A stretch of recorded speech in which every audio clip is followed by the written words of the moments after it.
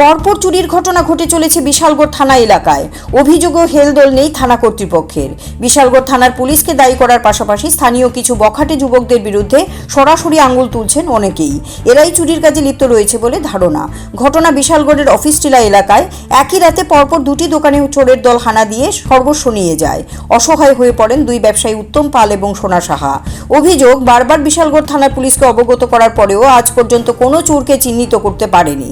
রবিবার দেখা যায় দরজার লক কাটা অবস্থায় রয়েছে। ক্ষতিগ্রস্ত সোনাই সাহা তার দোকানে প্রবেশ করে দেখতে পান ক্যাশ ভাঙা অবস্থায় রয়েছে। তিনি বলেন প্রায় 1.5 লক্ষাধিক টাকার সামগ্রী চোরের দল নিয়ে যায়। অন্যদিকে সামান্য ছোটখাটো গ্যারেজের মেকানিক উত্তম পাল বলেন দরজার লক কেটে একইভাবে প্রবেশ করে তার গ্যারেজ থেকে তামা, ঢালাই জিনিস, মেকানিক্যালের বিভিন্ন জিনিসপত্র নিয়ে চম্পট দেয় চোরের দল।